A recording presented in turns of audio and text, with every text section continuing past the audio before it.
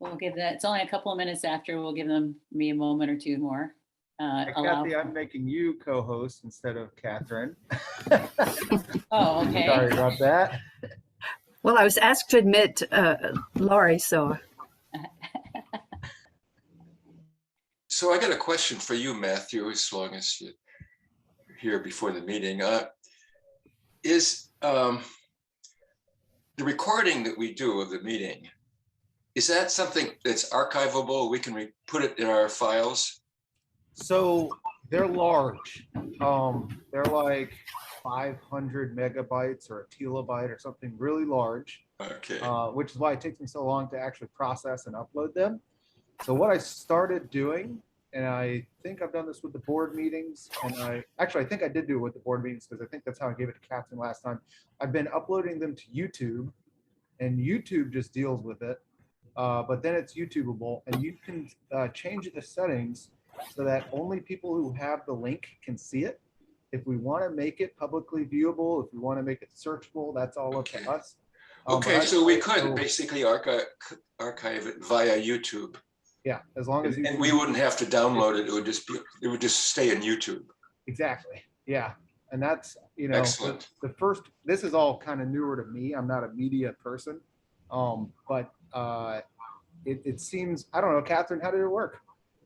Well, it worked great. I was transcribing the minutes from my laptop, and then later on to finish, I turned on my TV to listen to some music, and up came the meeting, which made it very easy. I could just finish it there on YouTube on the big screen. I had sent people the entire file, and I don't know if that worked out well. I imagine it was a little cumbersome, and hopefully this is a little easier.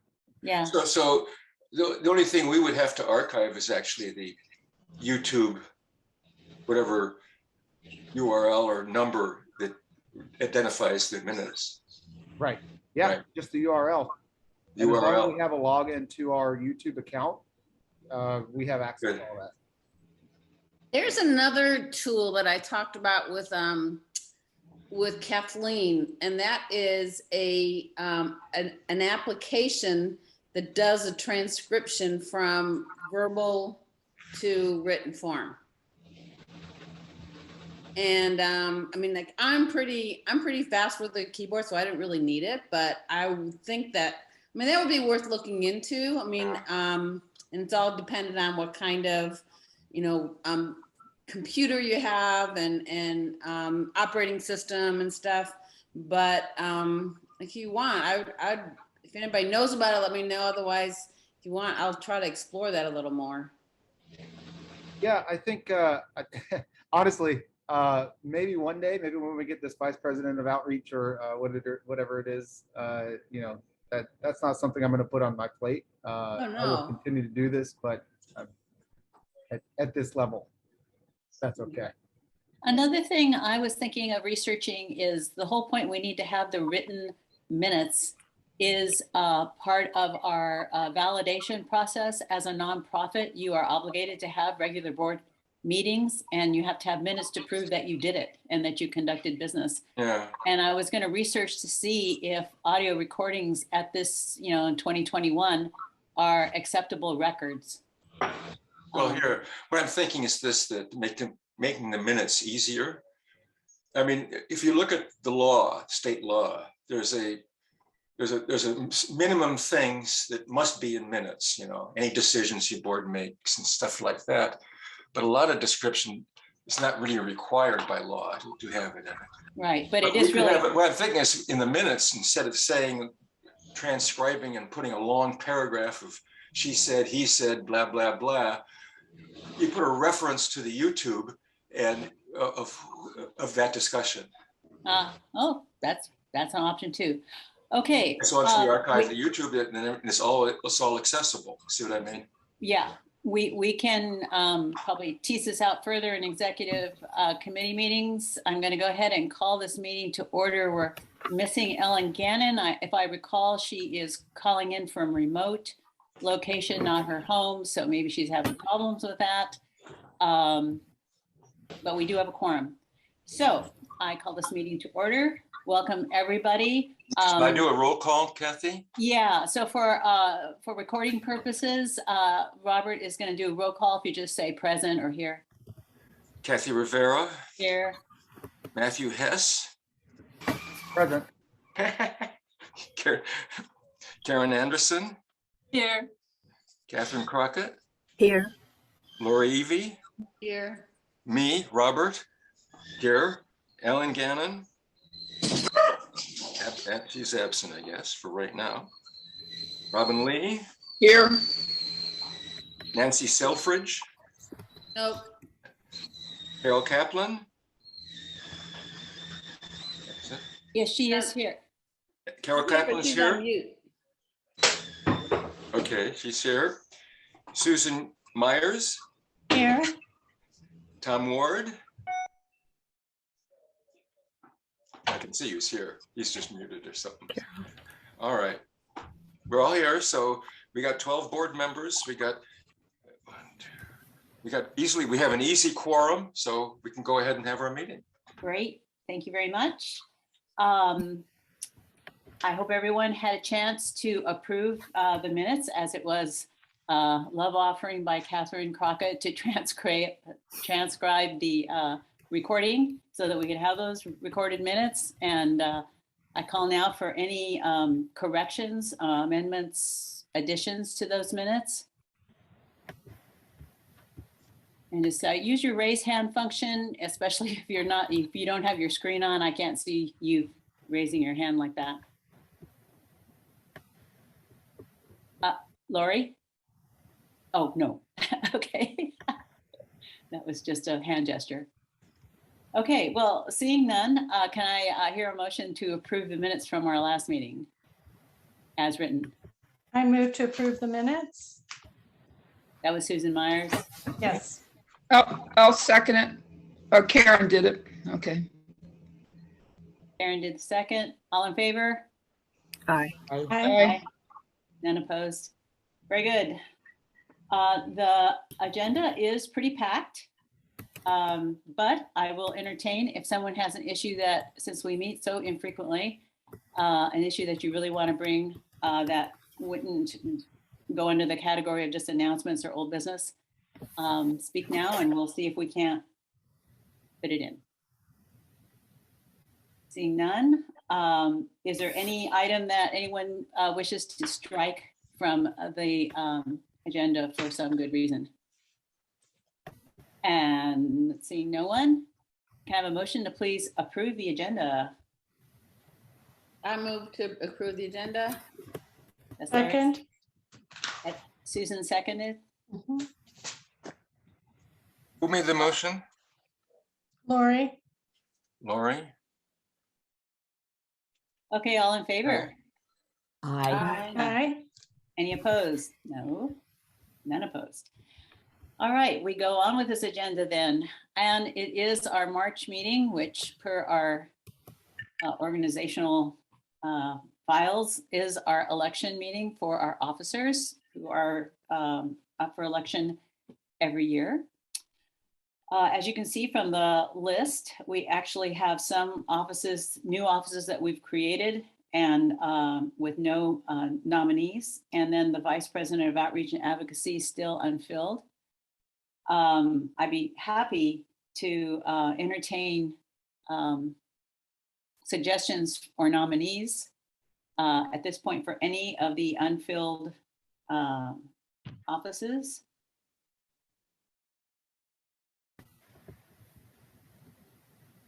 Cricket.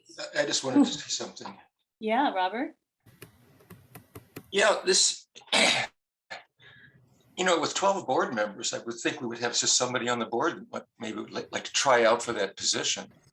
I mean, it can be a very fun position to be in.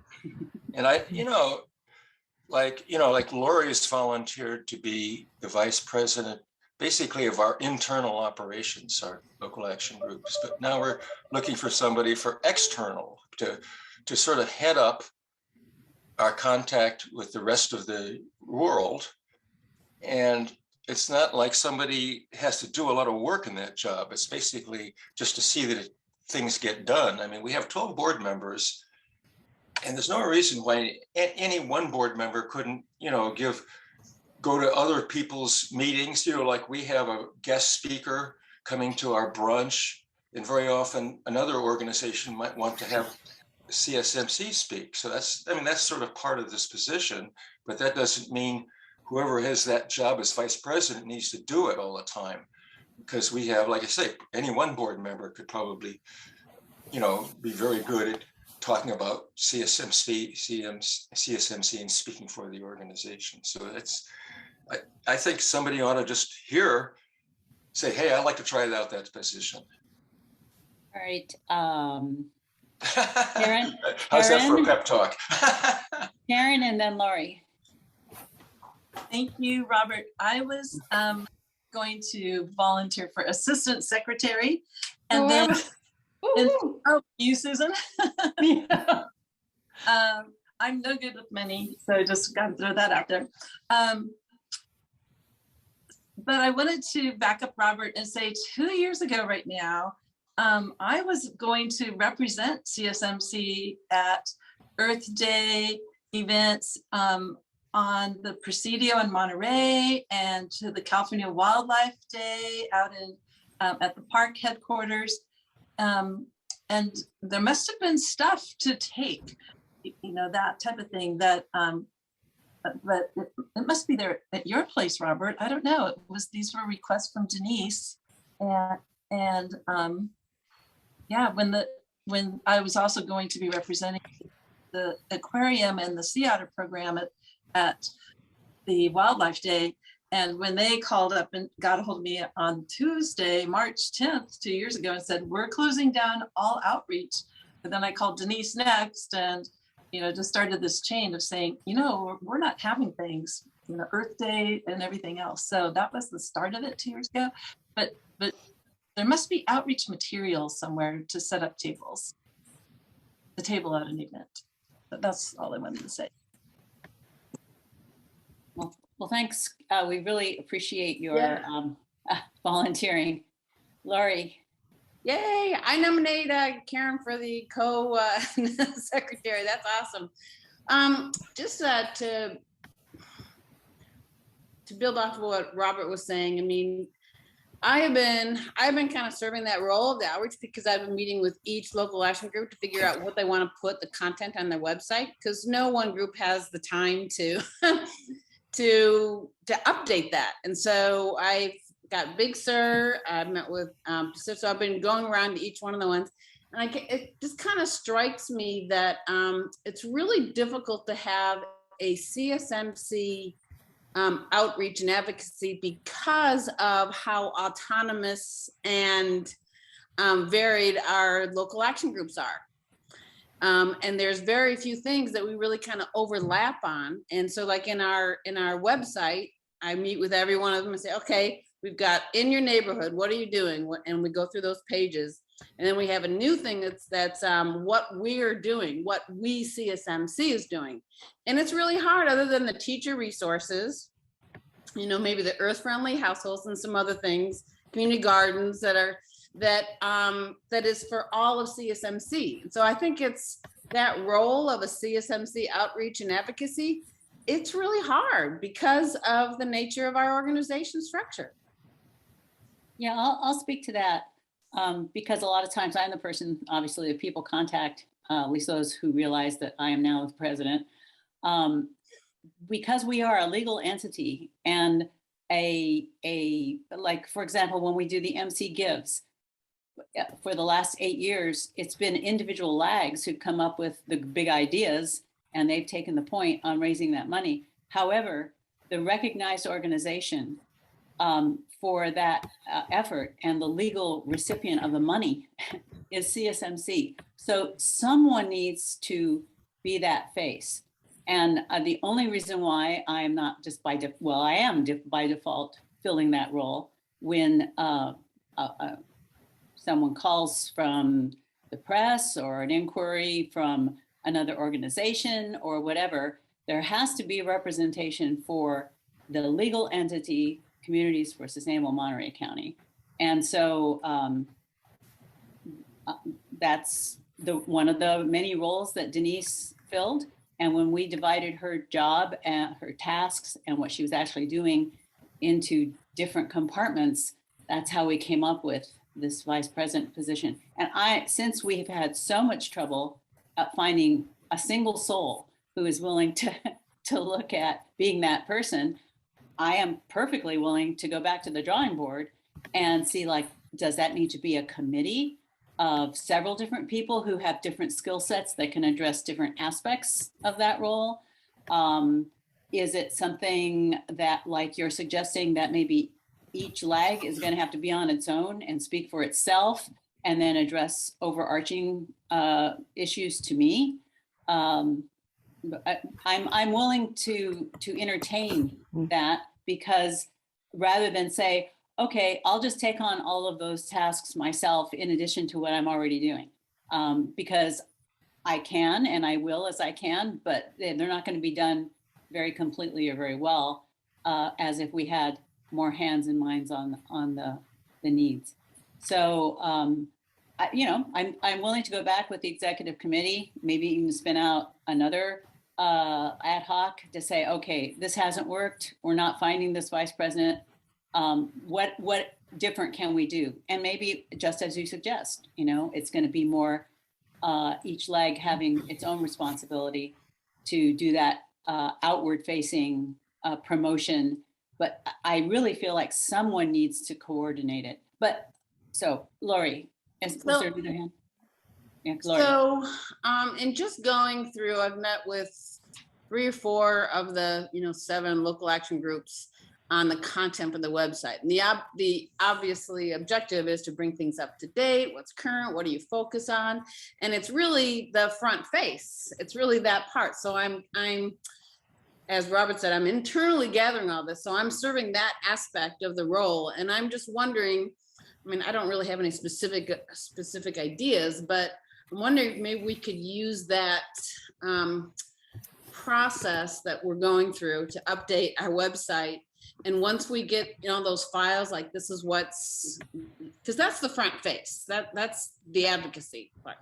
And maybe if we get that point where it's all updated, and then we have a process for updating, like I think Emily suggested the 1st and the 15th, and we use kind of like, we use the website as being our, that's the front face, and anybody can go off and speak to that, say this is what we're doing, and they're just representing the website, content. So I don't know, I'm just. Right. Well, like I say, we're out of time for our election, and this has been a great input. We were going to put it on the agenda, but we didn't feel we were going to have time. But we do need to move forward with just filling the nominees. If there are any remaining nominees for, say, the co-treasurer, the assistant treasurer, and I'll make a pitch for this. As you can see, Matt is both working at a job and trying to fulfill his obligation as a board member and treasurer. He's going to be giving his report later. We could really use someone who is going to be at least in training, is knowledgeable about the pieces of things that have to be entered with our accountant into QuickBooks, and then generating the quarterly financial reports. And I know at some point Matt is going to graduate and is going to be taking a full-time professional job. So I know he feels committed and wants to continue to be our treasurer, but his job may take him out of state or out of town, and it might be at a critical time when we actually need the treasurer to do what the treasurer is supposed to be doing. So we felt it was important to have a person in training who can step in, and it's not a crisis, because none of the rest of us know exactly how those numbers work and how to get them reported. So that's what the job is really to shadow Matt, maybe spend a few sessions running through how he maintains data, how the money comes in, how it goes out, the actual mechanics of it. And then we probably actually have to do some signature stuff at the bank. But you wouldn't actually be doing Matt's job unless he's called away. I know that towards the end of the summer, he is definitely going to be called away because he's going to become a father, and he doesn't want to miss that. So that's why we really feel to bulletproof ourselves, to make sure that we stay functional and that we don't end up running around like chickens in an emergent situation like, oh no, how are we going to do this? It would be nice to have this backup. So that's what that position is about. If no one here present feels like they can fill that position, Robert? Yeah, I just wanted to speak to a little bit about that position. And especially for somebody that's fairly new with the organization, it's an excellent way to find out about the whole organization and how it all functions. I mean, you say follow the money, and you can really see how the organization is structured, how we work, how the whole thing does. It's just a sort of an open window of exploring CSMC, and it's a pretty easy thing to do. All you have to have is a little bit of organization skill. You don't even have to be a bookkeeper. We have a bookkeeper. Laurie? I don't think we're gonna get any nominations in this meeting yet, but I'm just wondering if maybe we could bring this up at the, I don't like to call it the brunch, but the quarterly review, because I have one or two people that I'm inviting as new. And maybe just explaining, that role that we have. I know it's kind of a shocker, but I think we should bring it up in the brunch. I think it's an excellent suggestion, and people are registering for that. I hope you all got the invitation to sign up with the Google Sheet, and that invitation can be spread far and wide. It's not a closed meeting. It's only, we're just trying to limit it so we don't get Zoom bombed. If you know someone who wants to hear the quarterly reports from each lag, just to hear more what's going on, and especially hear about the implementation of SB 1383, please share that invitation to sign up. As soon as someone signs up, then they get the Zoom invitation. It's as simple as that. Yeah, and then we can do the recruiting call to action at the very end. Like, you like what you heard? How would you like to be a part of this organization? How would you like to really make this work? Yeah. Okay, that's an excellent suggestion. Well, you can see on the agenda then our nominees, which we have now added Karen Anderson as a nominee for assistant secretary or co-secretary. If there's no objection, just for the sake of time, I would like to call a vote on the slate of officers rather than doing them individually, because we're over time on the agenda. Do I have such a motion? I so move. Carol Kaplan has moved that we vote in the slate of officers. Do I have a second? I second. That was Robin? No. Robin? I don't know. I can't see. Oh, Catherine. That was Catherine as a second. Catherine. All right. All in favor of this slate of officers for one more year?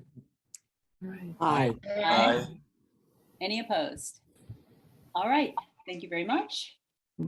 We will do our best.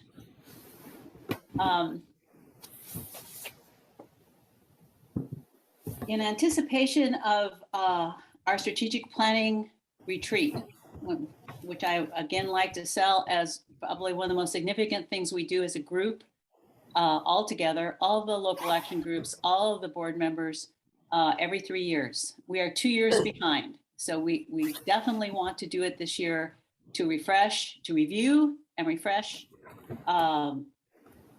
where we are going and plot a course for the next 3 years.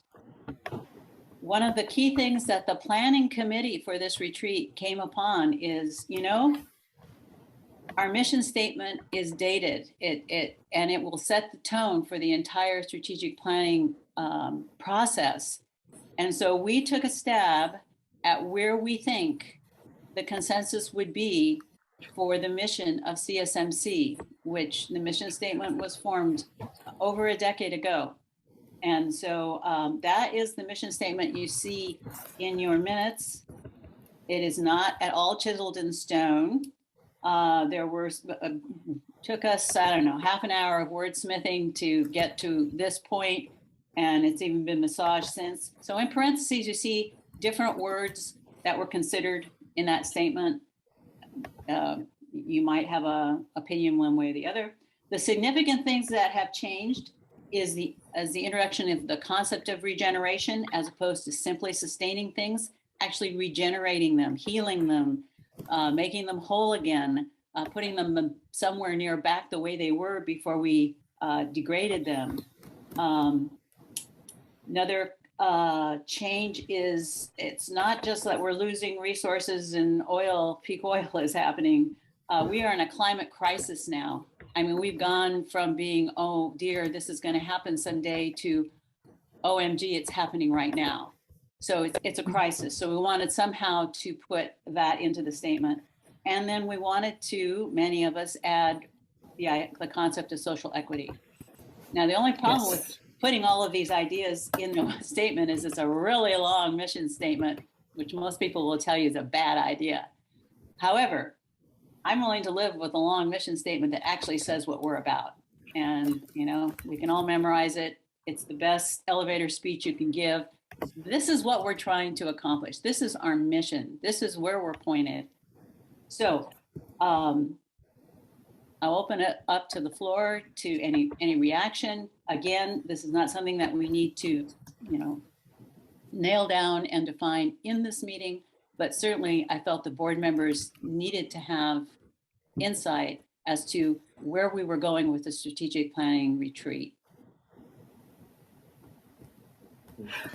Kathy? Yeah.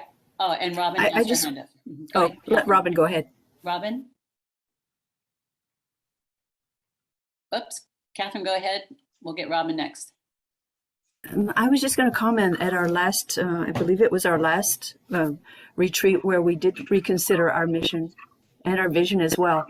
I thought it was really effective that we broke out into groups and sort of formulated something, you know, we knew what we all wanted to achieve, but to put it into words. And then we came together and selected something that came together in a really good way. And I hope that we'll do that again at this next retreat.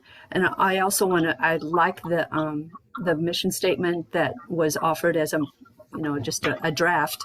And I came up with something too. Should I save that for the retreat? I don't know what you're looking for today, but okay. Well, certainly initial reactions and responses to make sure that we're not going in the wrong direction. So Robin and then Lori.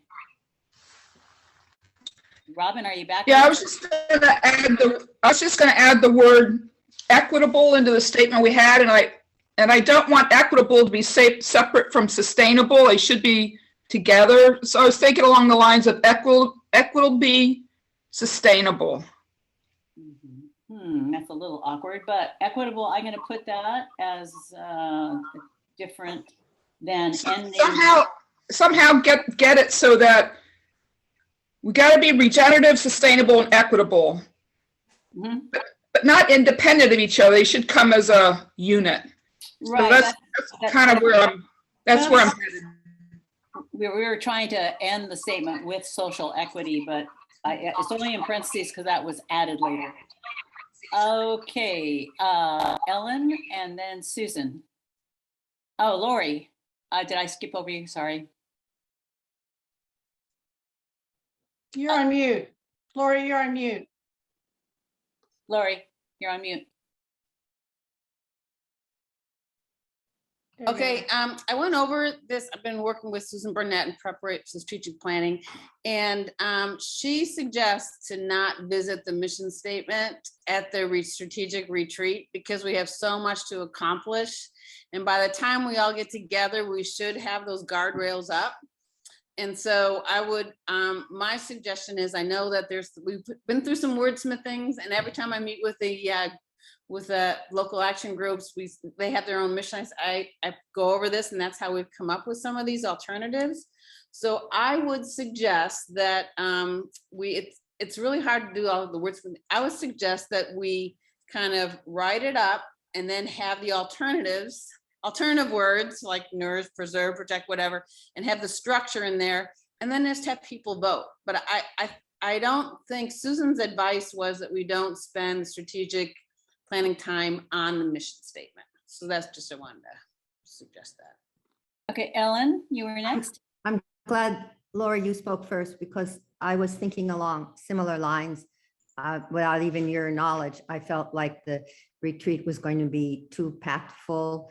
I also felt like it would be good when we start the retreat that we present the people with the new one that we have already put in place, so that that's kind of the frame from which we work from in the retreat.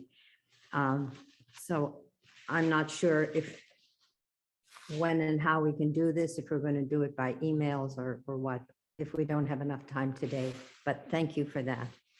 And I think with social equity is very important because, as I said, I was doing a lot with Pachamama Alliance on Zooms in 2020.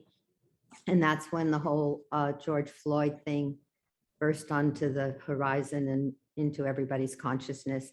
And it was then that social equity, it was agreed by a lot of people that climate change, climate crisis and social equity are not two separate organizations, that anyone involved in either one should be inclusive. Thank you. Thank you, Catherine, and then Robert. Oh, sorry, then Susan, and then Robert. I spent some time on this, and I appreciate the wordsmithing that went into it, but can I share it with what? Do you want to have a separate meeting to do this, or then how are we going to resolve this today? Is that what? No, it was not our intention to resolve this today, but since this is the first time we as a board have had a chance to take a swing at it, I wanted to introduce where we were at the moment, make sure that we weren't way off base and that we had serious objections by board members to, first of all, even changing the mission statement. No, this was just part of the process. And I don't know, the exec committee will put our heads together and figure out how we can move the process along with the board member input. Maybe the lag leaders will address that, but no, we weren't intending to finalize this. Or I guess my question was, should I send it to Lori? Should I send it to you? I spent some time looking at what preparing right. for this discussion. And so are we doing this now or what? Can I make a proposal? Wait a minute. I want to get. Susan's been waiting patiently to make input. Me too. Yeah. And Robert. And Robert. Well, I was just going to say, I really like this. I mean, the one word I might want to tweak would be nourish, to maybe preserve, but I like it a lot. I like social equity added to the end of the sentence after climate crisis. And I love that it's crisis now instead of, something weaker. So I personally thought it was really close to being something that I would definitely recommend and vote for. Terrific. I don't know, Lori, I guess, and maybe Robert will say what they envision the next actions to be, but I'm kind of ready to do it. Okay, thank you, Susan. Okay, Robert. Yeah, I think in our thinking here, there's two levels. We can make this a lot easier. The first is maybe we can agree to today what our new mission is going to be. All right. Then the second level is, how do you say that in a concise way? And if we agree that, yes, we think the changes in our mission, we agree to that. I think it's important to get that settled. How you actually say it, its details can be worked out anytime in the future. Okay. Lori. I'm envisioning one of two paths going forward. One is we either have a separate meeting because the mission's pretty important. Yeah.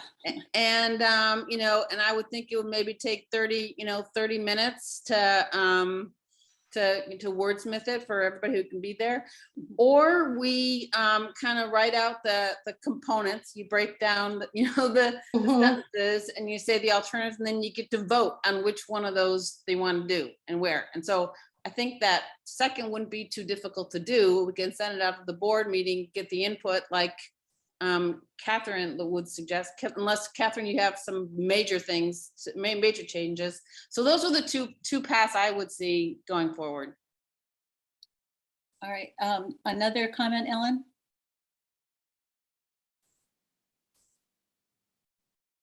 You're on mute, hon. Helen, you're on mute. Thank you.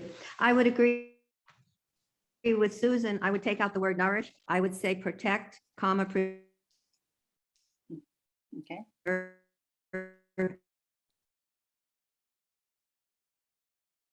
anybody else lose Ellen? I lost Ellen. I lost Ellen. Our sister I'm not at home. I'm where my Right. next class is. I'm Okay. in Monterey. Well, I personally like the idea of our pasting this up someplace. We could put it in a Google document that everyone has access to, and people can start moving the chairs around and different words, and we can just keep evolving the latest iteration, see if we can arrive at something that we can all live with. I'm not hearing a serious objection to this change of direction. Actually, it's not a change of direction, it's an intensification of our commitment is the way I view it. That as long as we're slogging around on the pavements here with our local action group measures, we need to be powered by a vision and a mission that really puts the shoulder to the boulder, I think. And it's not something that we want to see happen in 30 years. It's changes that need to happen now. So that's the general idea. So Lori? Yeah, so how about I recommend I'll create a Word document and I'll share with everybody and I'll write it down. And then every one of you, within a week, we'll give you like a week time frame. You go in and give your votes of what changes you'd like. And that at that a week from now, we'll look at it and take the most common votes. How's that sound? That sounds great. That sounds good. Okay, we are out of time on this item. So that's good that we consensus on that. I'd like to then give Lori the floor. I hope you all had a chance to read the document that she generated as to where the planning committee has arrived at, along with her work with our facilitator, Susan Burnett. So go ahead, Lori, you've got 15 minutes. Well, let's see. I don't really have anything else to add other than what was in that document that we thought we would, to plan the strategic retreat, have everybody review the last strategic plan and just list accomplishments that you've seen under each category, not the specific, because a lot of owners and action items have changed. So just in general, the accomplishments of our organizations to that goal. And there's a table there for that. The second one, and so when we send this out, we will send out the old plan and then these instructions for the survey. The second one is the second action is the mission statement. And I would think that maybe since we're working on this as a board, I don't think we should have, when we send this out to everybody, we shouldn't, everybody who would participate, we should already have the mission nailed down. So I think that action 2 that I proposed, I think we just took care of that already, and that'll happen in the next week. So there won't be that action. Okay, great. So then the second action would be to identify what's next for CSMC. And we've all been reviewing the regeneration and identifying, what is the biggest impact and influence that we could have as a local organization on those solutions that Hawkins defines. And so that's the next question that we want them to do is, and that's on the third page, I have it up on my screen, is what solution areas, and we have the solution areas I generally pulled out of Paul Hawkins' books. And then we need to translate that to what would that initiative look like in Monterey County. So I just put some things there. And then what I would propose is that as a board, we refine that table of what are the possible initiatives and areas, and then we send it out for a vote of which ones, the top 2 we want to focus on in our plan, in our retreat.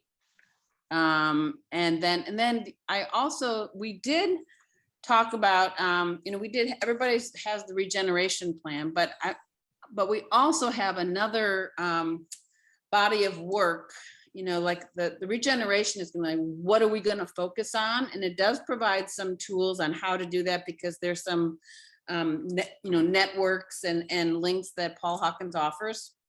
But we've run across, and I've talked to a lot of you about this, but this book called Social Marketing to Protect Our Environment, What Works? And it's a 4-day workshop, which really, I don't have the money or time to go through it, but it's what we're basing our proposal for this rollout of the Senate Bill 1383.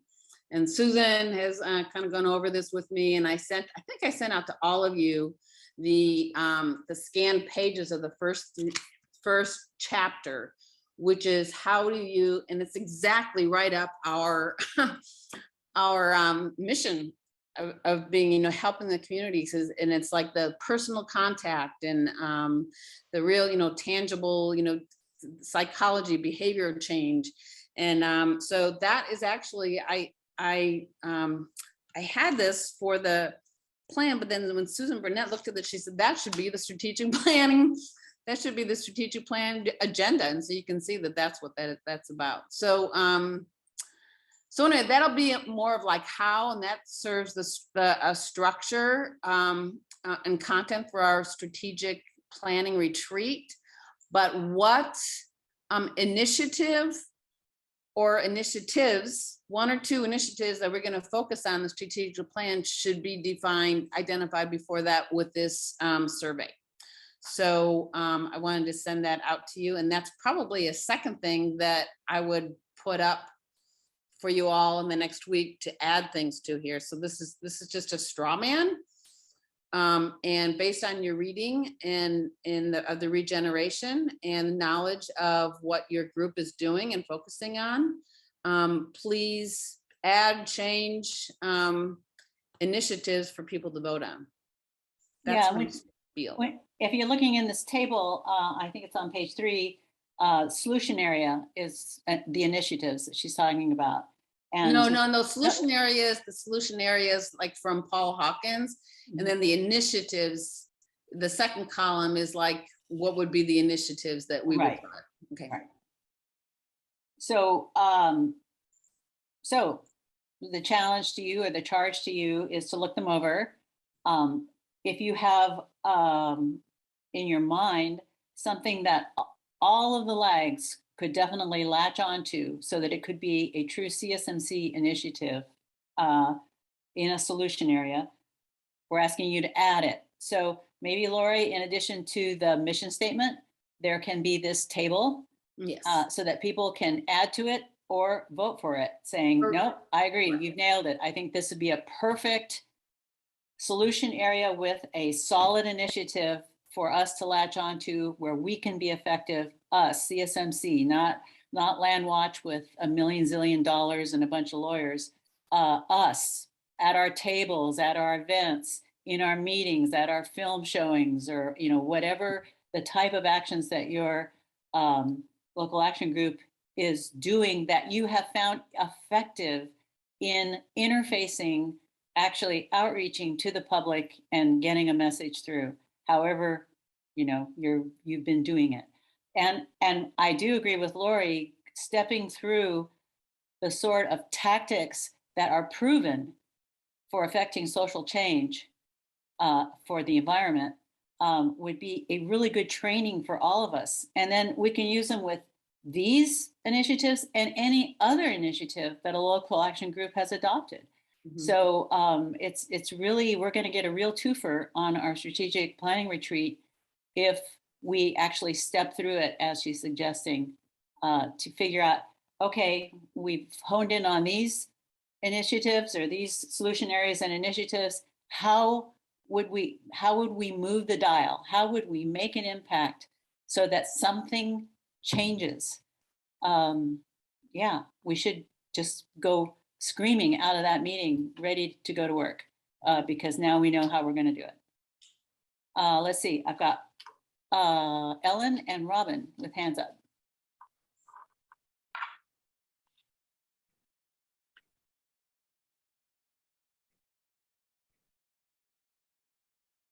Ellen? Oh, that was a mistake? Okay, Robin.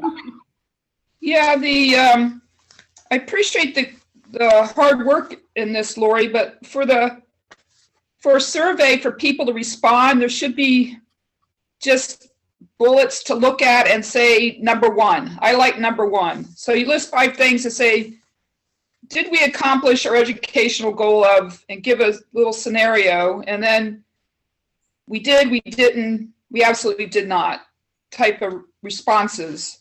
Otherwise, I don't think we're going to get much response the way it's currently set up. People just won't take the time, and it's a little, tell you the truth, it's a little bit confusing to me, the way that it's kind of set up. So usually when you get a survey through like Facebook or email or whatever, it's sort of set up that way.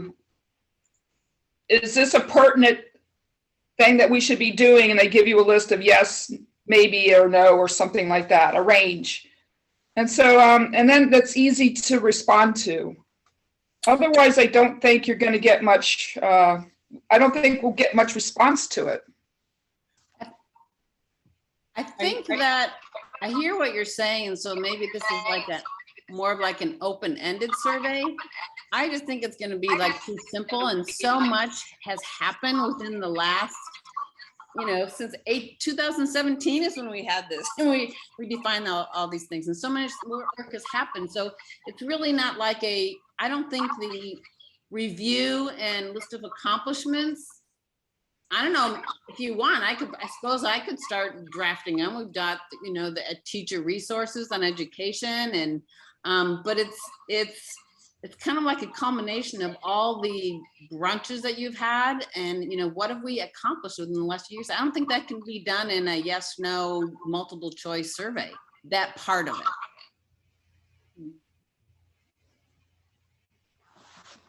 Other comments, Robert?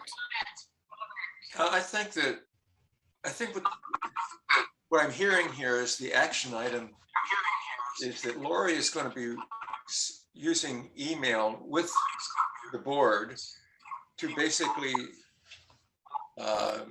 get input on candidate mission statements to help us select the mission statements, as well as initiatives, what initiatives we're going to be working on. And I think that's the important thing for the minutes here.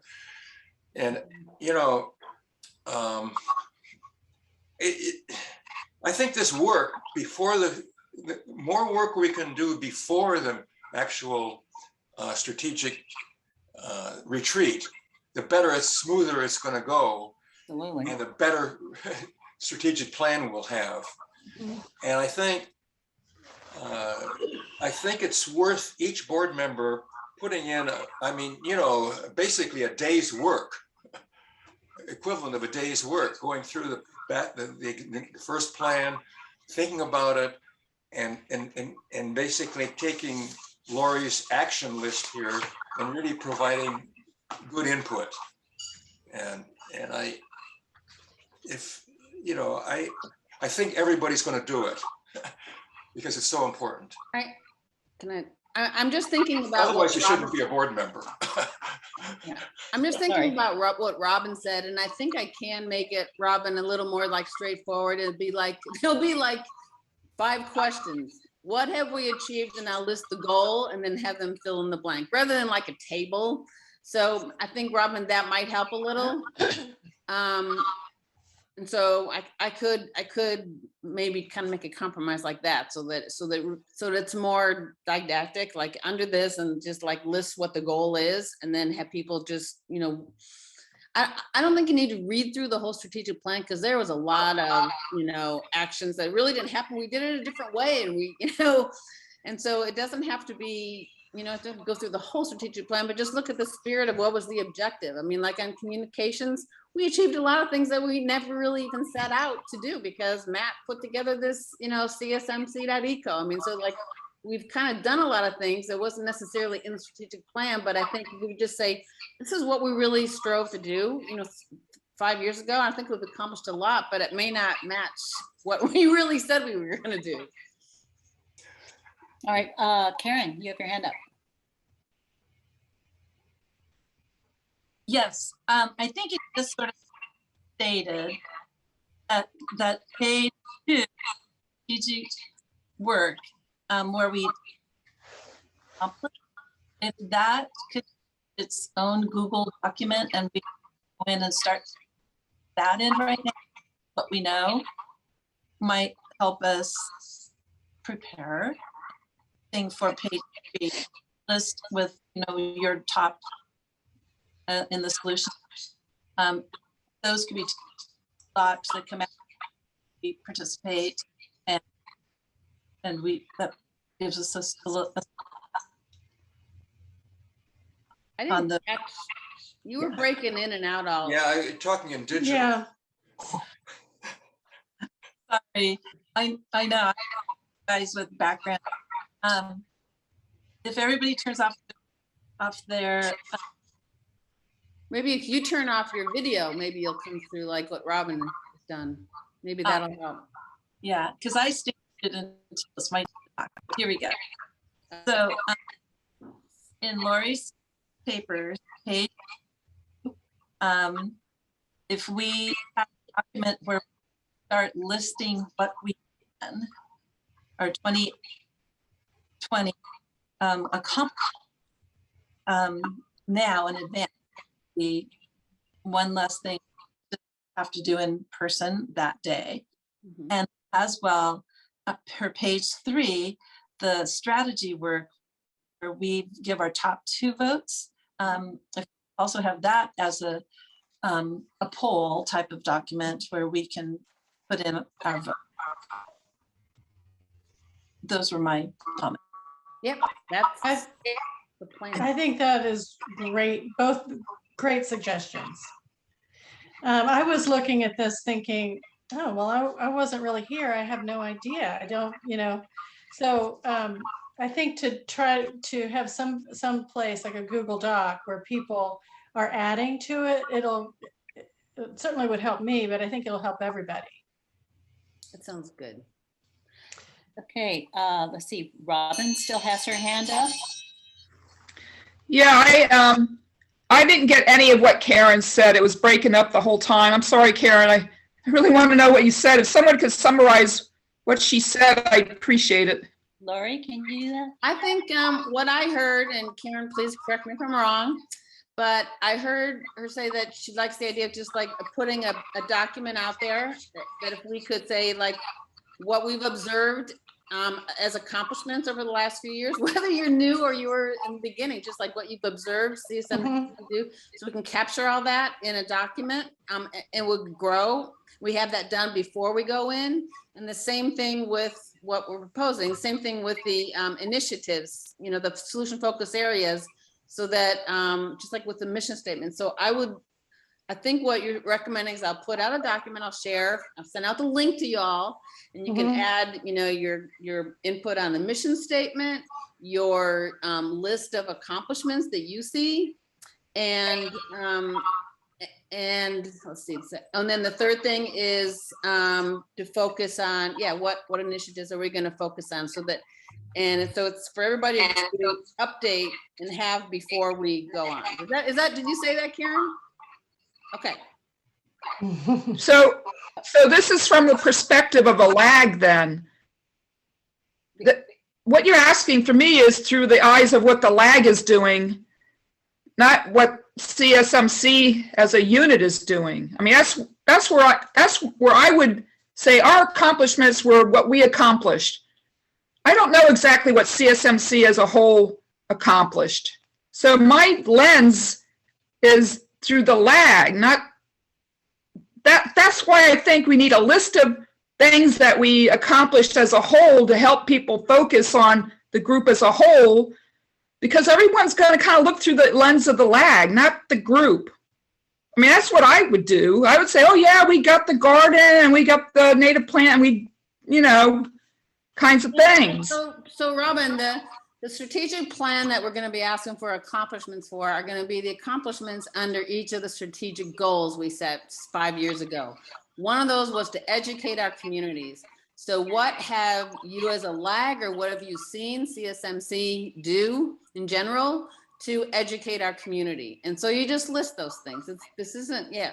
And then and yeah, of course, everybody looks through the lag, but this is the CSMC plan. And that's why the initiatives we want to work on will make sure that everyone can share in it and has that same thing with our mission statement. So yeah, of course you wear your hat of the lag, but this is our whole organization. And so for instance, and if you achieve something in a lag, like on communications, you can, list that, but then let's share that. Let's share that mechanism with other ones so that we can leverage those resources and accomplishments. So yeah, I mean, you're looking at this with your hat on as part of CSMC, because that's how the strategic plan was defined, and that's how we're going to do the next one. Okay, we are running a little short on time, or actually we are over time on discussing this issue, but I really appreciate your input, board members, because the committee doesn't want to operate in some kind of vacuum and create a strategic planning retreat to which you have no interest in participating. So this is part of the process. It's always push, pull, messy, do over, rinse, repeat, until we feel we've got something we can really work with. An important thing that we will get to, but it will be at the end of the meeting, is the date that we are tentatively setting. So be ruminating on this. June 11th, we had already set aside for a board meeting that Saturday. So hopefully you have not planned a major vacation on that day. We need to use that date because of our facilitator, and we would be moving the board meeting to the 18th, the next following Saturday. So just be kind of looking, wait a minute. Yeah, so we're basically switching the dates that we had been playing with. All right, we do have to move through the rest of our agenda so we get necessary things discussed and aired. Thank you, Lori, for an enormous amount of work that you've put into this, and Susan Burnett already before we even get to the retreat. And committee members. I cannot overlook the people who've stepped forward to volunteer to help plan this very, very important event for the organization. I did want to give just a short plug for the success of the MC Gives Big Idea. When you include the extra amount that the sponsors of the event give to each a certain percentage of what you raise, I think we've raised about $21,000. After you take out expenses and add in this bonus that MC gives you, we came up with a total of almost $24,000. So it was a huge success. Many, many thanks to all of you, especially those of us who were able to put in a contribution to the challenge gift. That was so important. We met and exceeded the challenge and came up with this wonderful amount for Letty to work with. Be thinking about our next big idea, because believe it or not, July is going to come around, and that is the deadline for submitting the proposals. So please, if in your lag meetings, make sure that people are thinking about this. When we meet again as a board in June, we should be having candidate suggestions for the big idea, because believe me, putting that proposal together does not happen overnight. So we will need to have identified what that big idea is by the middle of June. All right, that's my plug for that. Committee reports. Professor Hess, back there in the lab. Hello. All right. If you guys were to open up your, actually, I can share my screen if it works for some of you guys, and just pull it up for you. Let's see. I think I can share my screen. Give me a second. There it is. Assuming it's the right one. Okay, you guys should see the committee report in front of you for finance. So figure 1 gives CSMC's assets as of February 28th, which is the end of the month for February. So that's when we reconcile all of our bank accounts, et cetera, using monthly statements. 2022 as $148,725.79 in cash and $128,240.75 in investments. 2 things about the investments. 1, they're not managed by us. They're not technically our investments. I just like to make sure that you guys are aware that they're there. They're managed by the Community Foundation of Monterey. And 2, that is not market value. That is the value at which we invested. So that doesn't change. And if I were to report that number, by the time I told you the number, it would also be different. So I just wanted to make sure you guys know that we have that there. Core assets are $41,543.56. And we also have assets for each sub account. So that's this figure here. Our various accounts, we have Chase checking right here. We have a little bit of money in our PayPal, which I've since moved into our checking account.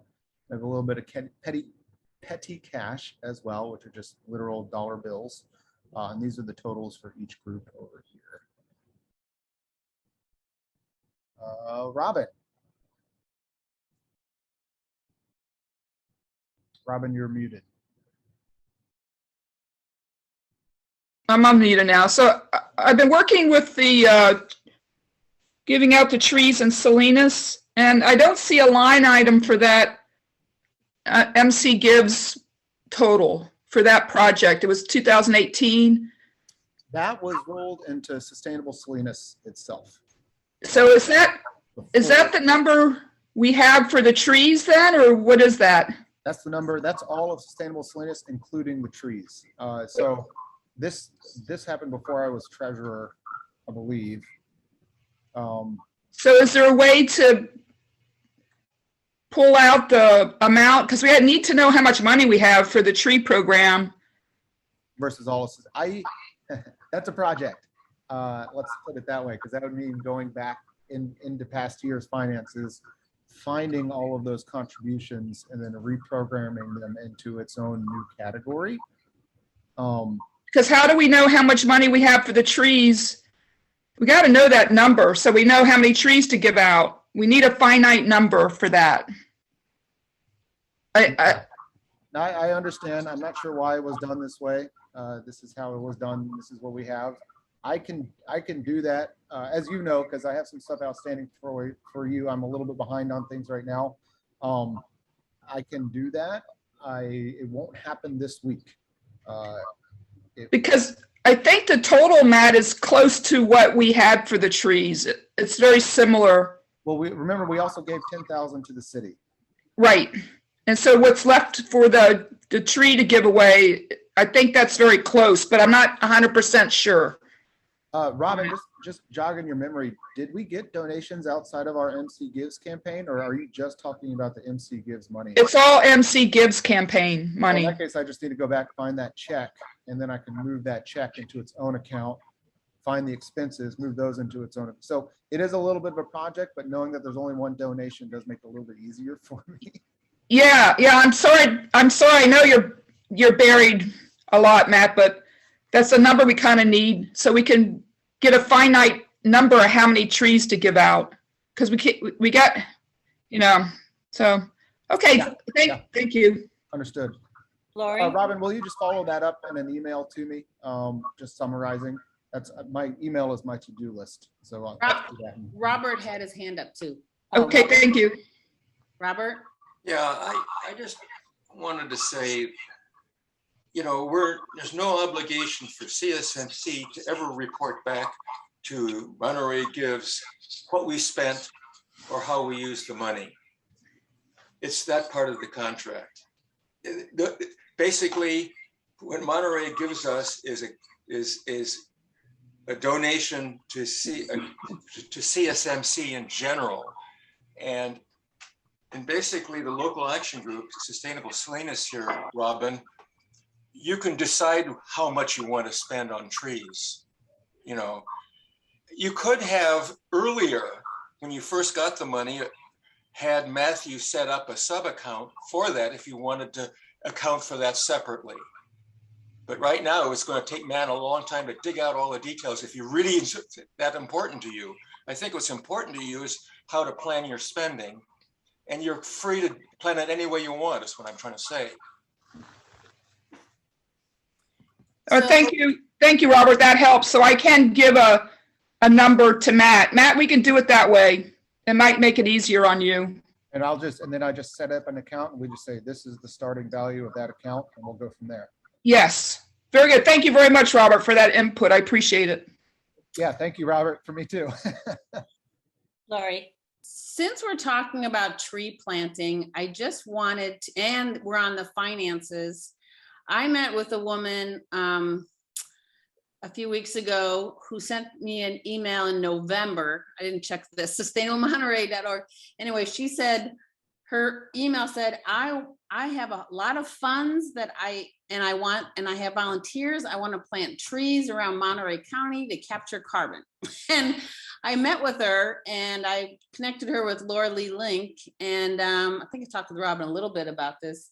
And she's right. She's looking for, she has like a donor advisor fund, her own. And so Robin, I mean, I'm just throwing this out here. She's going to be attending our brunch meeting.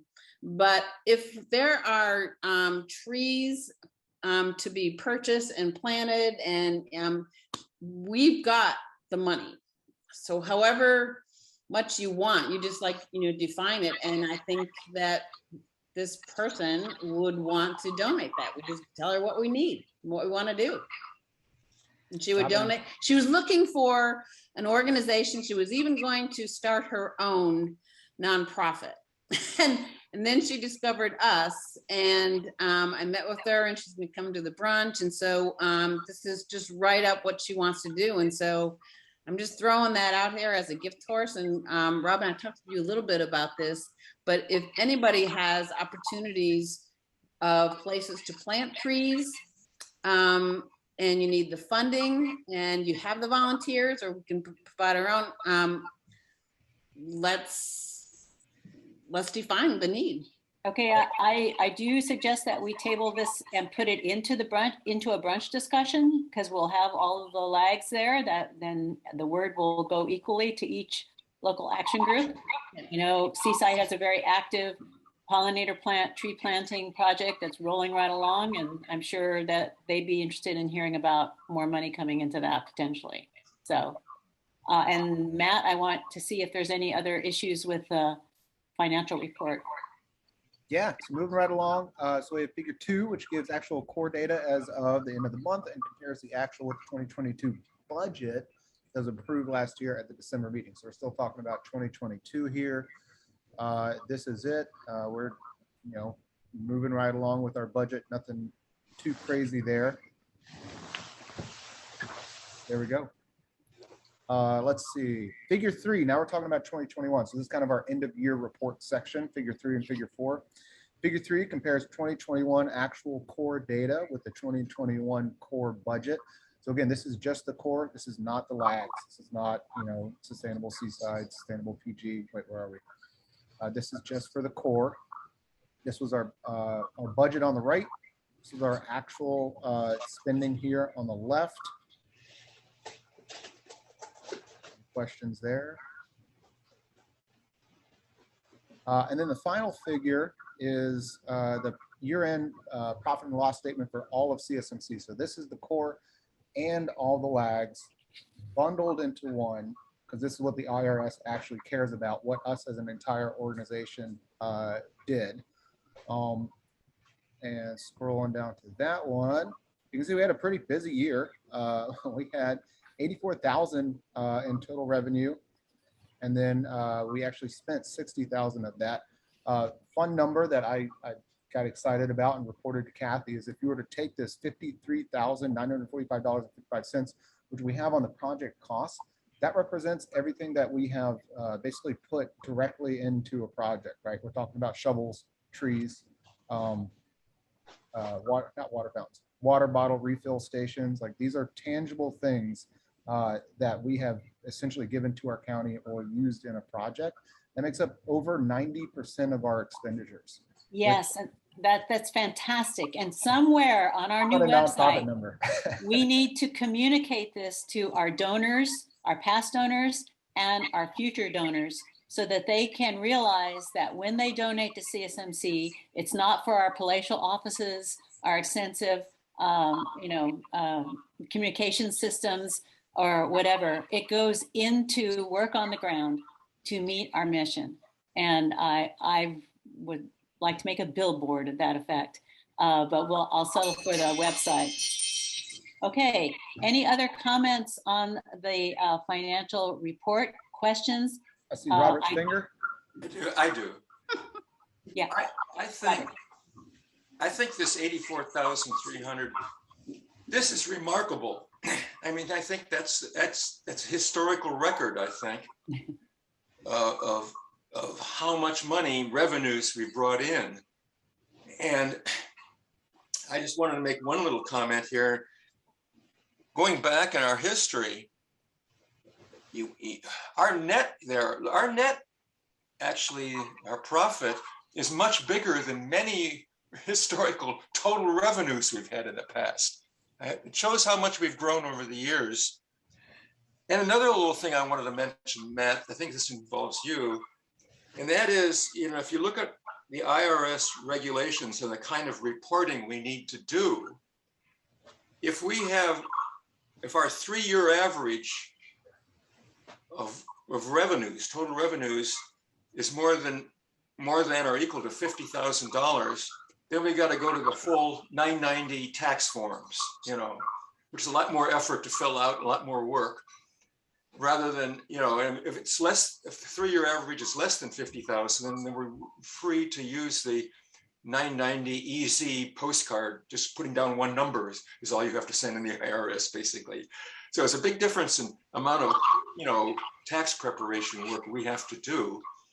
And I don't know if you average the last 3 years, what you come up with, but maybe. Yeah, I don't think I'm doing the postcard this year. Fingers crossed that I qualify, but anyway, it's remarkable how we've grown. Right. And because this is actually a very important thing for our existence, is being straight with the IRS and staying straight there. If we need to hire help to prepare the tax return, we've got the money to do it, and we should do it because it needs to be right. And you can make excuses to the IRS; they just make you pay fees and penalties. So, and then we also don't want them questioning our status. And the fact that we have grown and that we are taking in more money from donors makes that responsibility even greater. So we have more exposure, the more money that we raise. Where did that money go? How was it spent? And keeping track of all that. And where it comes from is also very important to the IRS. So this table is the most important thing as far as the public is concerned, and selling our organization of all our things. It's a good sales document, this table. Right. And another detail directly related, is the auditing of our financials. We had an opportunity to apply for a grant that was pitched to us by Blue Zones, and they gave us an entire week to pull our application together. And as it turned out, they needed an audited financial. And guess what? We don't have one. And so we will need, and I've sent Matt to researching who we could have, maybe who is recommended by our accountant on these occasions. I don't think we need to audit all of our financial quarterlies. Maybe once a year would be adequate for most applications. But we are getting to be a more grown-up nonprofit, and it's incumbent upon us to be prepared some of these grant applications can run into the six figures. It could, really catapult an effort, but we won't even qualify to apply for them if we don't have the audited financials. So just another part of our growing pains.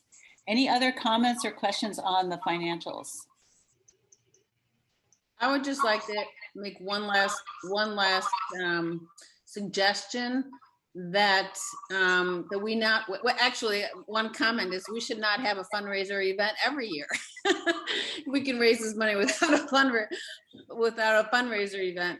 But then the second thing is, I don't think there's money out there. I mean, people are feeling the pain of climate change and experiencing it. And I think we should, if we have an idea, we shouldn't wait for the MC gives things. We should define what we can do and what we need for it and ask for it. And I think we would get it. So let's just, think big.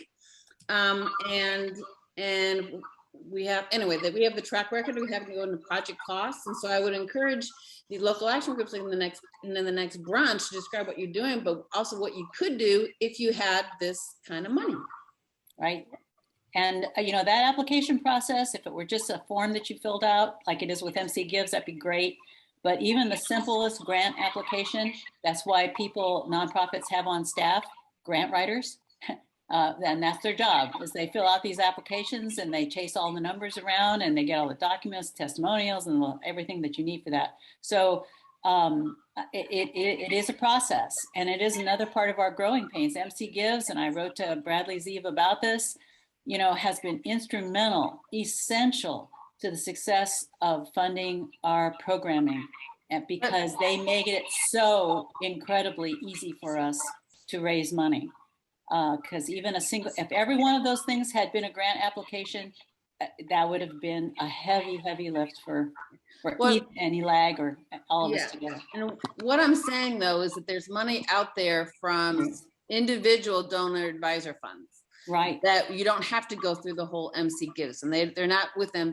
They're not with the community foundation. So just ask, think big and ask, and they can go through us. It doesn't have to go through the foundation. Right. And another process that all of our lags could discipline themselves to, if you will, is if people have projects that they want to lift off the ground with money, then they need to create a budget. It's the very first essential thing. Even the most generous, open-minded donor is going to want to know what you're spending the money on. So create a budget. This much is the materials. This much is going to be, professional help that we need to hire out that we don't have. This is what we need to, coordinate with the city or the county or whoever, who your partners might be. So again, a part of our maturing process as an organization, and we're victims of our success because we have been successful and people are starting to notice. So we need to move on unless there's any other questions about the financial report. And seeing none, can I get a motion to accept the financial report for this quarter?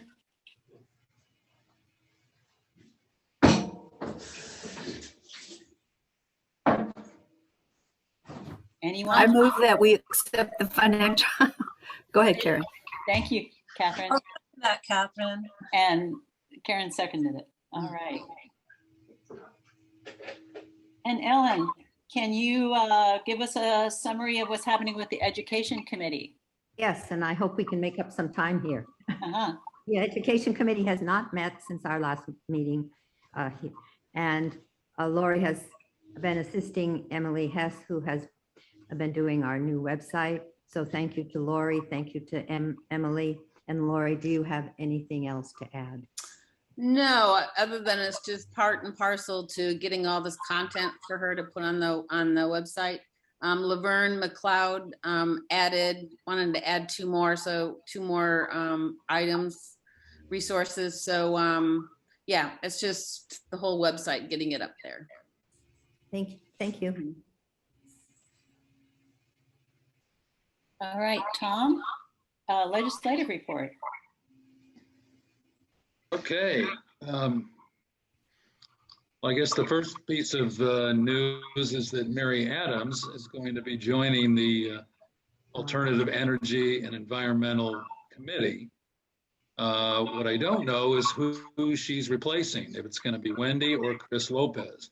If it's Chris Lopez, that would be very good news. It could move this climate action plan along more quickly. If it's Wendy, then it's not going to make that much of a difference. There hasn't been much going on that I'm aware of on the climate action plan, all the components. There may be some meetings going on in the background, but the main event that occurred since our last board meeting was a special public meeting held on February 25th, which was to present the latest greenhouse gas inventory numbers. And I know Robert attended that meeting, but I don't know if any of our other board members did.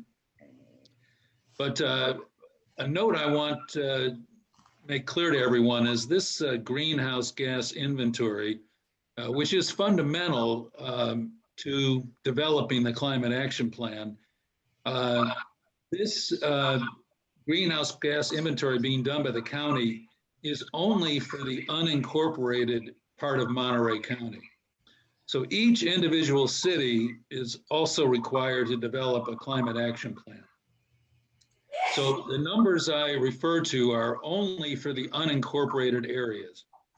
The latest numbers they have, they say that 33% of greenhouse gas emissions are coming from ag, and 16% of that is from cattle. 30% is from on local road transportation. And that's, all of these numbers are controversial from different parties. But the biggest number that is way out of sync is on the transportation. AMBAG has to come up with a final report, which they continue to work on, but have not produced anything.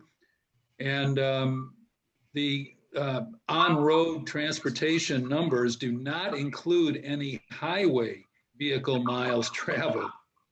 And Landwatch's consultant believes that the vehicle miles traveled is over 111%, should be 111% higher than what the county has come up with.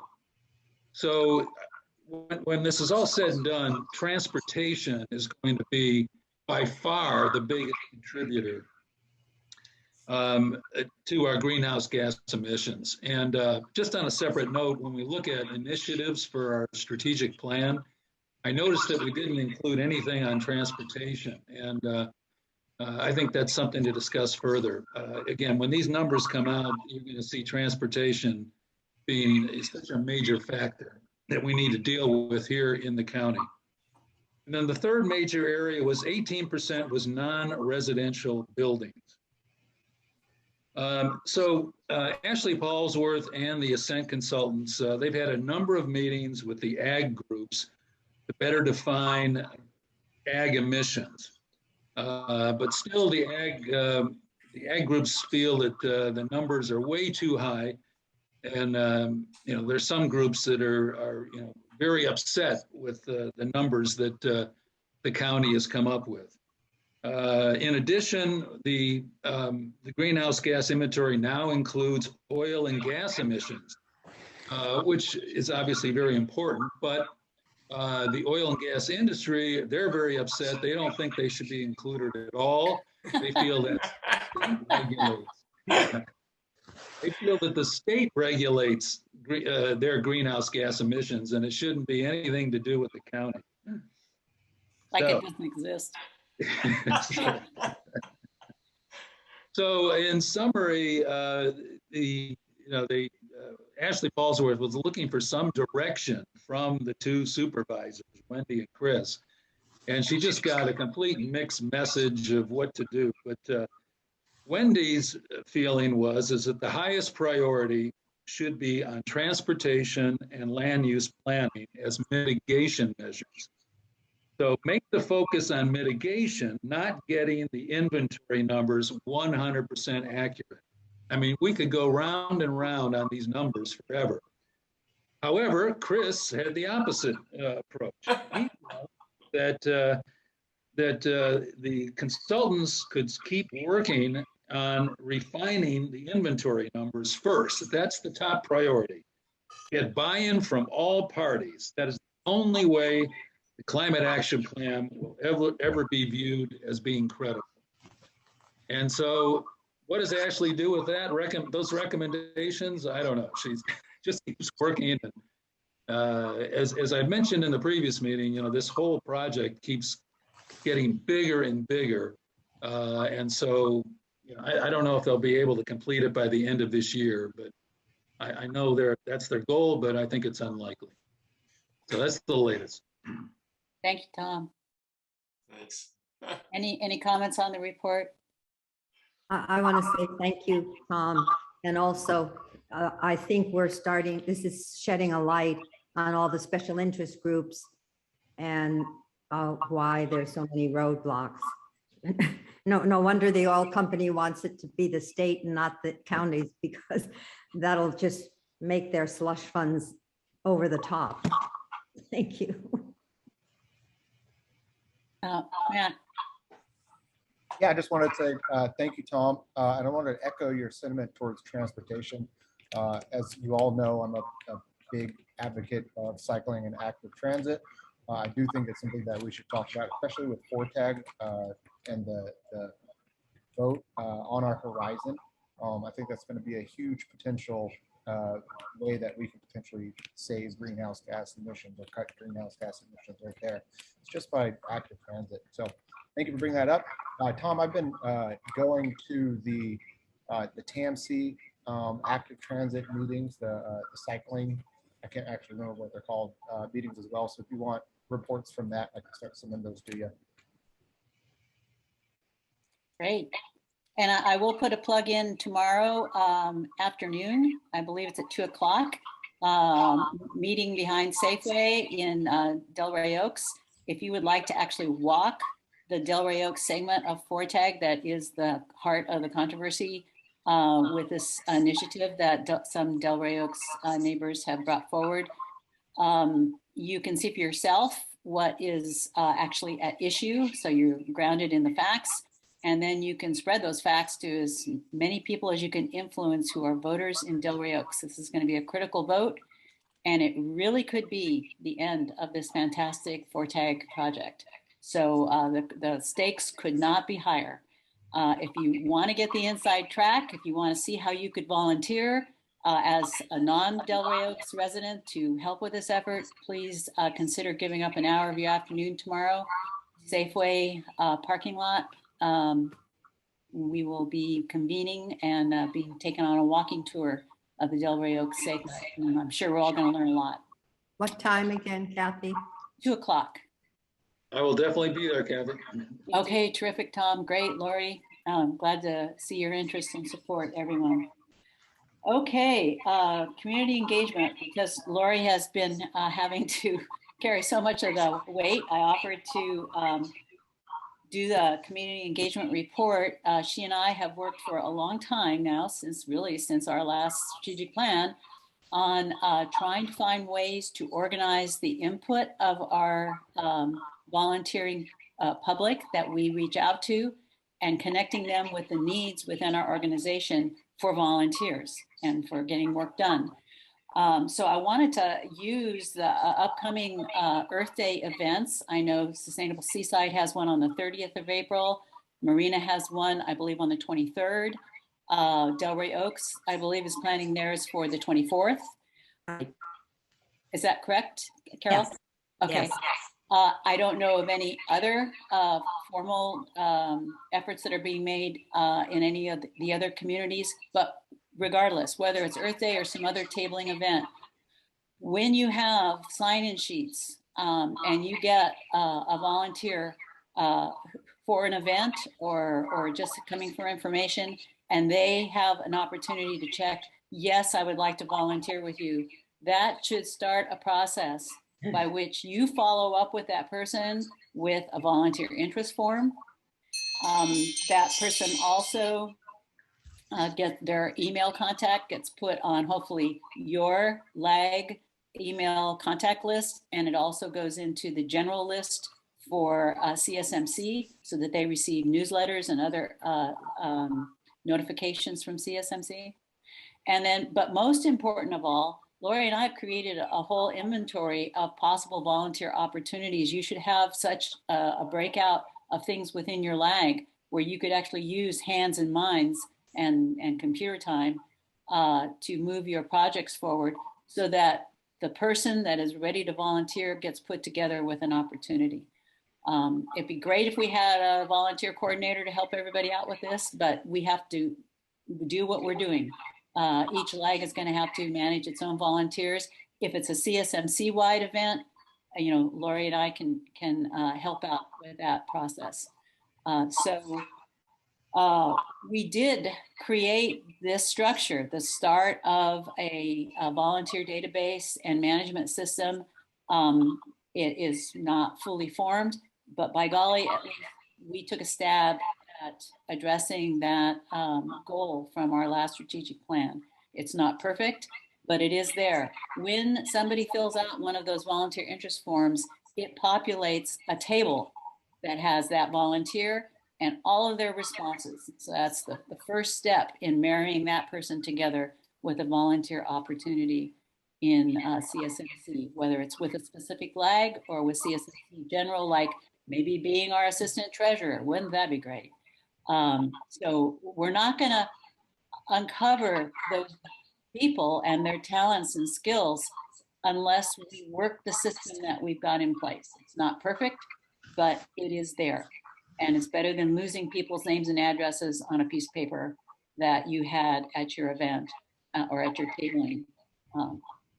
So just a really quick note on that. I finally figured out how to have when someone completes the form, it sends me an email. So I will, before we wouldn't have to, say, oh, what's going on?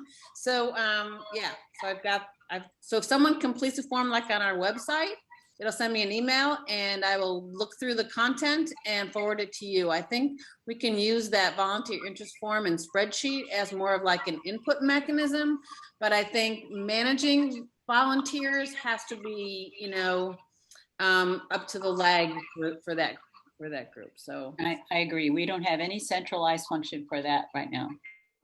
But Robin has her hand up. Yeah, Robin. Robin? She's not on mute. Oh, man. She must be having. Hey, Robin.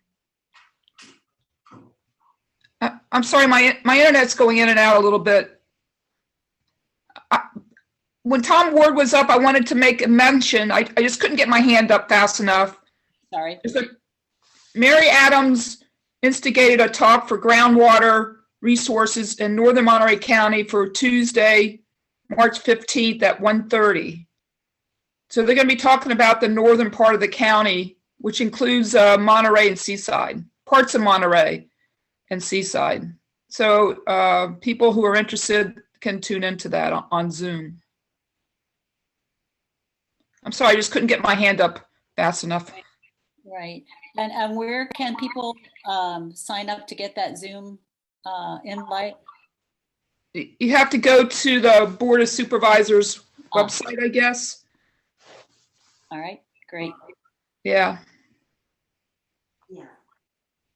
Okay, Lori, I have your initials on this old business about updating the website. You've actually covered your efforts earlier, how you've been going leg by leg trying Just to working on it, slugging through it.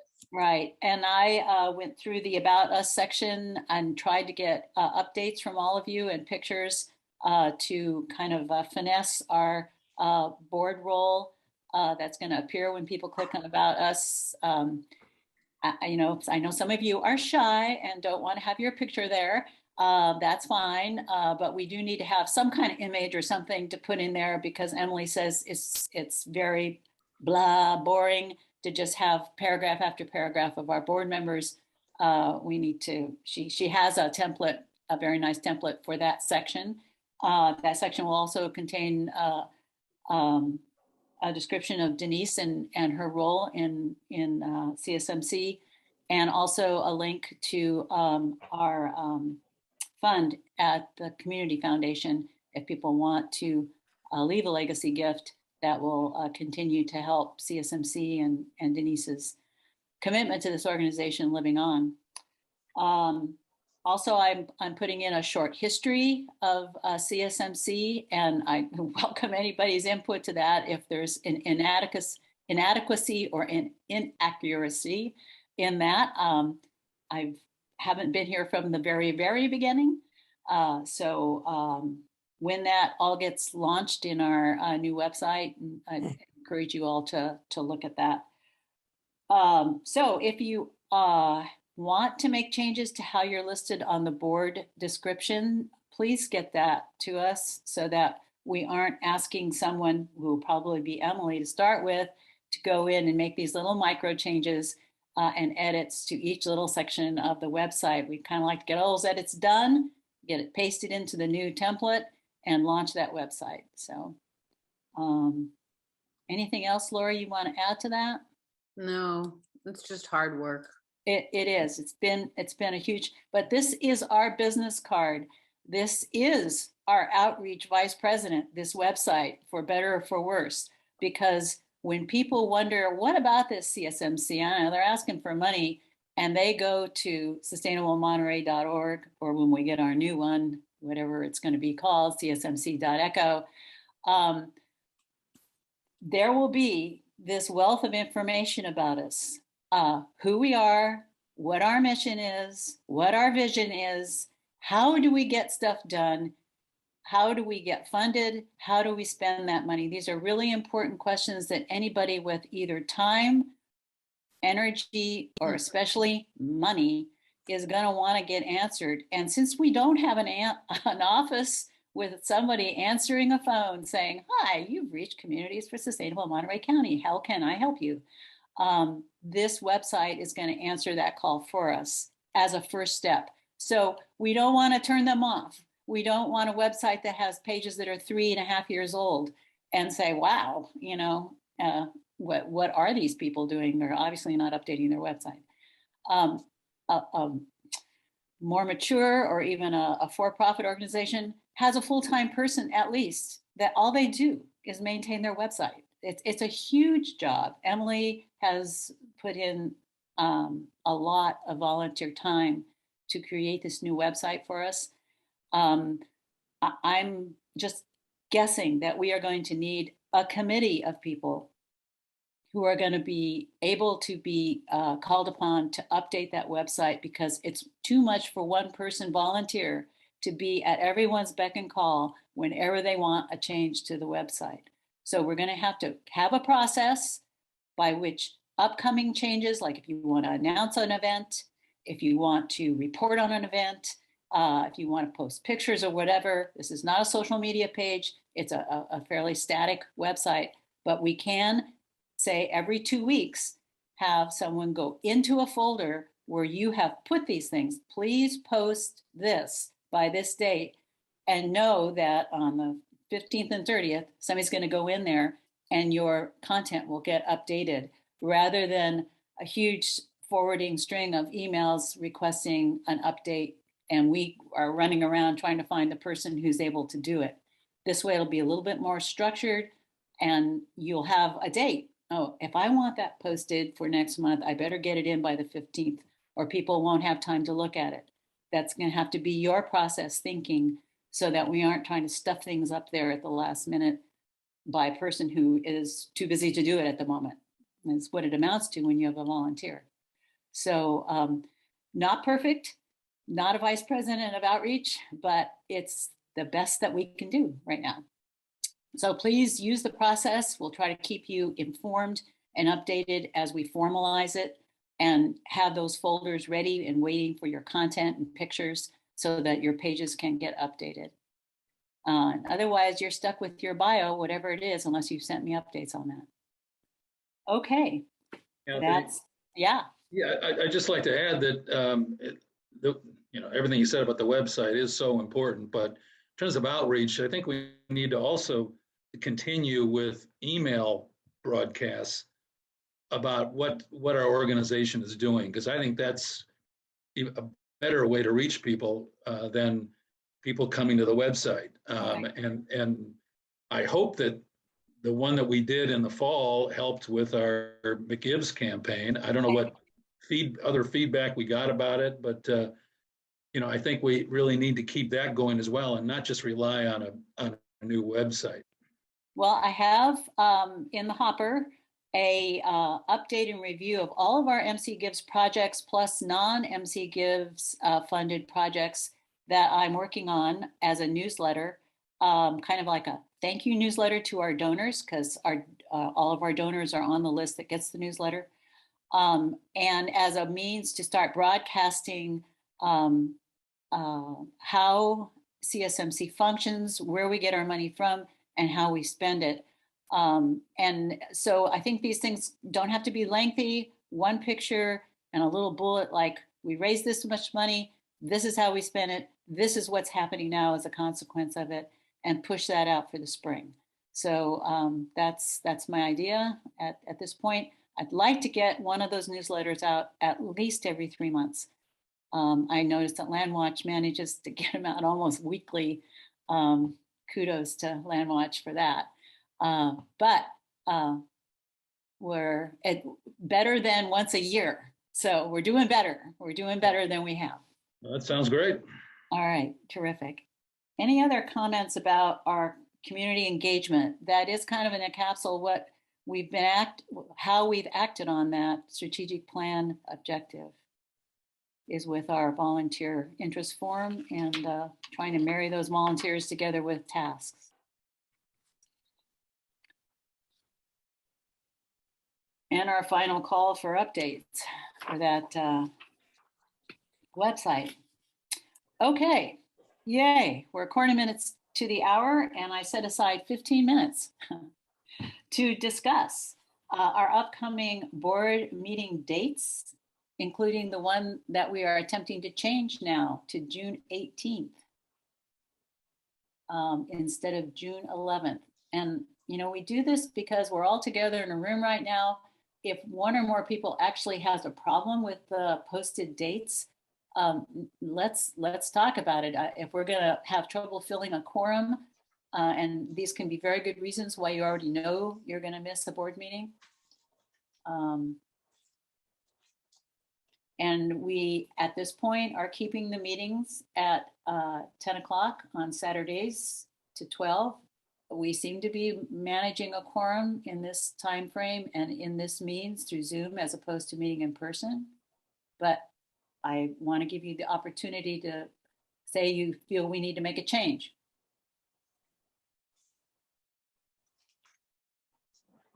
Everyone's pretty happy with that?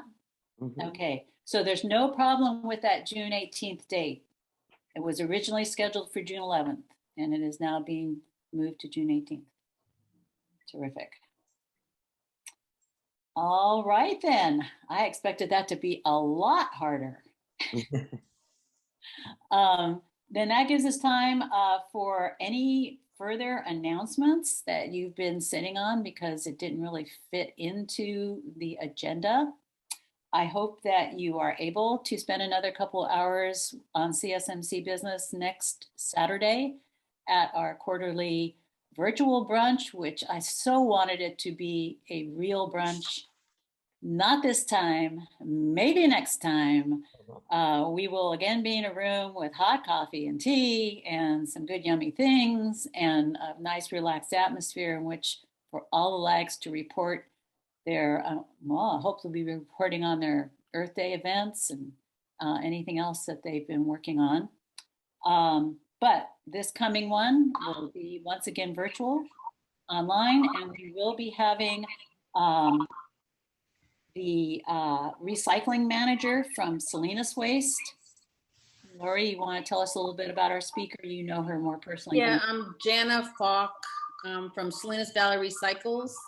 And Susan knows about this, but we've been part of this plastic pollution coalition meeting in the last few quarters we've heard from on our regional waste management district and Salinas Valley Recycles, and how all our sustainability managers, city, and are focused down on this SB 1383 food scrap to composting. And so Jan is going to come and give a review. She gave us a presentation in October, and then Monterey Regional Waste Management did in November.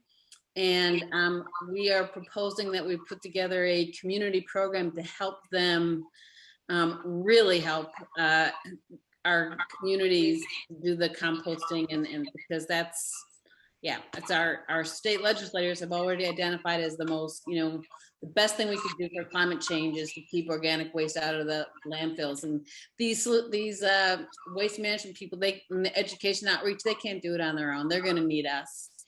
And so, so she's going to be talking about that. I had another thought. I'm wondering if we should use our quarterly brunches as, and all the information that we get as a trigger or catalyst to put out our next newsletter, and maybe have a debrief, like what really stood out. And we've got the content and we can just kind of write it up and send it out so that it's a little more frequent. So maybe that's something we could consider. At one point, we were collecting actual hard copy on every report from the lags. And for the most part, I'd say at least 3/4 of people actually did that. And that was sort of in the kernel of that very idea, whether it went on the website or whether it got put together in a emailed newsletter. And I agree with Tom that we can't depend on people wandering by to our website, especially for internal communications where we're trying to inform each other about what we're doing, but also to push out to a lot of our donors are on that master list. So those are important people for them to be updated on actually what we are doing. Yeah. So I think that idea has kind of floated, but it hasn't gelled. Let's make a plan. Yeah. I think it's a very good suggestion. Anyone else? Comments? Announcements? I hope I see most of your faces next week. I was very glad to see them all this week. This was an important meeting. I really, really appreciate your thoughtfulness and your comments, your willingness to speak up, your willingness to consensus and maybe not get your idea wholly accepted, but worked on. So it's the essential ingredient for us functioning as a group. Yeah. Any other checkout comments, Lori? Yes, it is a week's time frame. Is a week's turnaround time enough for you all once I send this next, mission statement and initiatives, survey? Okay, thank you. I'll do that. I'll give you a week, 7 days. Right. Be thinking about that mission statement, thinking about what initiatives. Yeah. Yeah. The initiatives for the retreat. Mm-hmm. Yeah. Okay. Okay, very good. Thank you all again for your time. I move to adjourn. Oh, thank you. You have a second on that? I have a second. Got that, Robert? That was Lori who moved. Carol seconded. All in favor? Aye. Aye. Go out and enjoy this beautiful day. Thank you all. Thank you all. Thank you, Kathy. Yeah, thanks, Kathy. Thank you, Matt.